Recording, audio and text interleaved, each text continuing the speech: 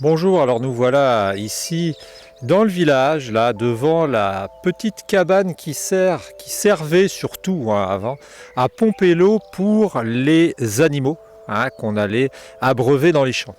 Et là, aujourd'hui, dans ce village, dans cette nature luxuriante, je voulais parler d'un film que j'ai vu qui était En quête de sens, un film de 2015, donc il y a déjà 6 ans et un film sur lequel je voulais réagir, essayer d'apporter une critique un tant soit peu constructive pour essayer d'en parler. Alors, En quête de sens, c'est un film qui reprend des thèses plus ou moins altermondialistes. C'est finalement basé sur un peu une grosse ficelle du documentaire qui est le changement de vie d'une personne qui vit l'opposé. Quelqu'un qui vit à New York, un jeune homme, et qui est un peu comme un golden boy, qui vend de l'eau minérale en bouteille, et qui tout d'un coup, à la faveur d'un accident, il marche sur une balle et tombe par terre, se retrouve à regarder des films que son ami documentariste lui a fournis. Un ami qui fabrique des documentaires à consonance, dont le sujet est, bien entendu, on l'aura compris, l'altermondialisme et, disons, une autre manière de voir le monde et une autre manière de voir les choses. Alors c'est un film que j'ai trouvé sympathique personnellement parce que il paraît assez authentique. Il paraît assez authentique au sens où on a l'impression vraiment que les auteurs ont à cœur, ont à souhait de chercher des solutions, des réponses. Alors la particularité du film, bien entendu, c'est que dès le début, et c'est peut-être pour ça qu'ils ont cherché autre chose ensuite, dès le début on pose le diagnostic, dirons-nous, de la situation, où on explique que nous vivons dans un monde fini, où le modèle de fonctionnement qu'on a inventé, c'est-à-dire la croissance, et le libéralisme à tout crin, ne sont pas des solutions viables et pérennes.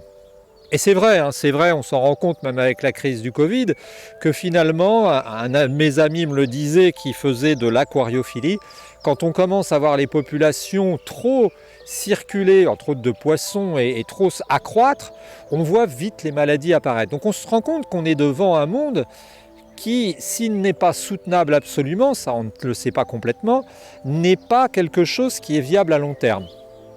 Et donc ce constat, le film le fait dès les premières minutes. Dès les premières minutes, avec des gens comme, je crois, Ravish Kumar, et puis aussi l'indienne qui a reçu le prix, c'est Shiva, son nom de famille, Valada Shiva, je crois, et qui a reçu le prix Nobel alternatif, sous forme d'argent, 250 000 euros, pour ses actions concernant entre autres les graines et les ventes de graines. Et donc dans cette perspective, on présente dans le film, dans le documentaire, dès le début tout est fait, dès le début tout est présenté, et en gros on explique ça. Ensuite, on assiste à, on va dire, plutôt une partie retour en France avec l'incontournable et inoxydable Pierre Rabhi qui développe plus ou moins les mêmes thèses, des thèses finalement qui sont des thèses de bon sens. Et puis on part en Amérique centrale où on parle avec des chamans et où on part ensuite, partant du Mexique, à San Francisco, voir des alternatives. On revient en France ensuite. Alors, je dois avouer que la partie un peu physique quantique à laquelle on a le droit, qui est régulièrement, je mets ma main parce qu'il y a du vent, à laquelle on a le droit et qui est régulièrement ressortie, est une partie à laquelle je n'adhère pas complètement. Et dans le film, ce qui a manqué selon moi, c'était peut-être au moins des sous-titres. Parce que si tout le monde est plus ou moins à l'aise avec l'anglais quand même, et puis les gens en Inde parlent un anglais assez compréhensible, eh bien l'espagnol est moins abordable. Quoi qu'il en soit, bien, ce film nous a laissé une impression très positive, une impression de recherche, hein, une impression de recherche d'une certaine vérité. Et comme en convient un de ses auteurs, finalement, le but n'a pas été de trouver des solutions.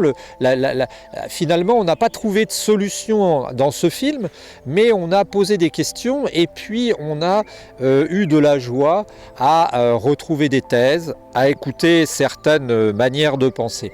Donc c'est ça qui me paraît assez important, c'est de se rendre compte que finalement, et ça c'est sûr, ça c'est une évidence, le monde qu'on connaît, c'est-à-dire le monde conventionnel habituel, fonctionne beaucoup sur la frustration, hein, fonctionne beaucoup sur l'envie, sans cesse la volonté de remplacer cette frustration par un bien matériel, et que tout cela a ses limites. Et là-dessus, nous sommes tous d'accord.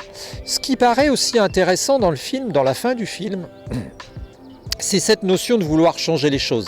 Alors le film a un petit côté, si ce n'est complotiste, au moins souligne des aspects qui peuvent être discutables, même s'ils sont sans doute vrais, qui est que les gens qui sont à la tête de nos systèmes ne veulent pas entendre parler de changement, et que c'est la raison pour laquelle les choses ne changent pas.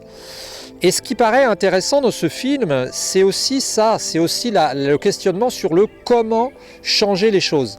Et quand on y pense, quand on y réfléchit, eh bien il y a une manière assez radicale et efficace de changer les choses qui consiste à changer soi-même les choses. Hein, comme le disait Gandhi, si tu veux le changement, soit le changement. Eh bien, personnellement, je pense que nous commettons une erreur. Hein, là, c'est un petit complément. Je pense que nous commettons une erreur importante qui est de croire que nous n'avons de manière de fonctionner, de manière efficace de faire avancer les choses que de changer les choses globalement ensemble et tous sous forme d'une force commune. Et peut-être que c'est l'erreur, peut-être que c'est finalement le reste d'un mode de fonctionnement ancestral. Peut-être que nous devrions penser les choses différemment et penser que si chacun d'entre nous, et là ça n'est pas nouveau mais ça paraît vrai, se met à son niveau modeste à changer les choses, alors les choses pourront changer. Voilà, c'était on va dire la critique entre guillemets toute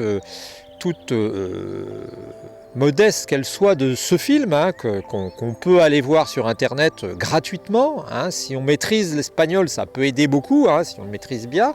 Et puis n'hésitez pas à nous donner votre avis aussi sur ce sujet parce que beaucoup d'éclairages permettent de voir les choses de manière encore plus complète. Ah. On vous souhaite une bonne journée. N'oubliez pas que vous pouvez vous inscrire à la newsletter, alors on va dire à la lettre d'information de Sentier du Bonheur, de l'Académie de la Longue Vie. Et puis, profitez bien. Et il y a cette idée que finalement, sans doute, la simplicité est le meilleur moyen d'atteindre la joie. Et c'est aussi un moyen qui demande peu, voire pas du tout, de dépenses de matière, de dépenses d'énergie, et qui permet de se connecter finalement au grand tout de manière efficace et de manière intégrale. Je vous souhaite une bonne journée et on se retrouve bientôt.